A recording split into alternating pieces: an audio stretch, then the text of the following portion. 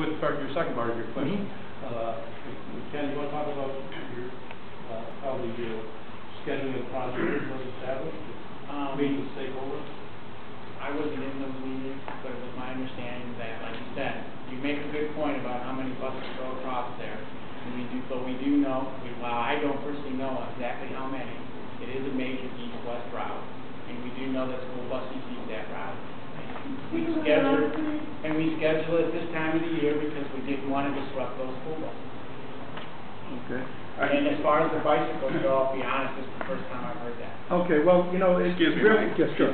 Just to address your concern, is Lorain Growth Corporation did send a letter to ODOT. What I noticed, I was on 21st Street and I saw 5 bicyclists loaded with gear going down 21st Street.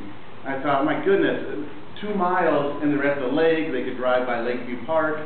I spoke with Brian and we sent a letter and we requested to have an alternate business route sign installed.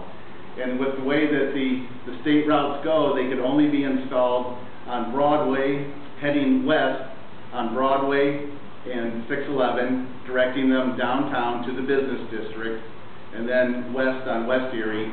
And the other sign that was alternate business route was at the 611 cut from Route 2 or Route 6, West Erie. There's an alternate business sign there that directs them down to continue on West Erie. And I was so pleased that after the signs were installed, the number of bicyclists I saw traveling up and down Broadway with gear. So I know that the signs were working. To take that a step further though, Mike, you and I have talked, is that on the agenda this morning we did talk about additional signage for bike riders during times where the bridge is out, is to let bike riders know that there's an alternate route. And in particular would be the case that wouldn't take them down 611 by Wendy's, but would take them straight on Kansas up to East Erie, which would be a much nicer drive, much safer drive on bicycles. And taking that a step further, even more further, if that's true, is that there's a circle tour along the Great Lakes.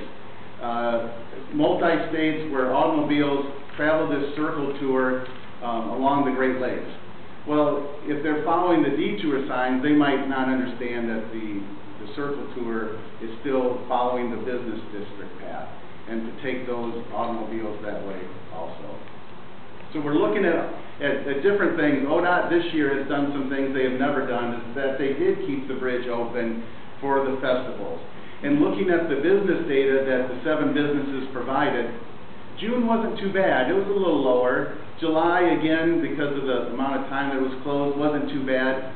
But then when you looked at the data from August and September, and it's like, wow, the significance is very, very big. So I would, based on the data that I've seen, was that, and some people might disagree with this, but I would say that it's better to have shorter periods of closing rather than the longer period of the bridge being closed.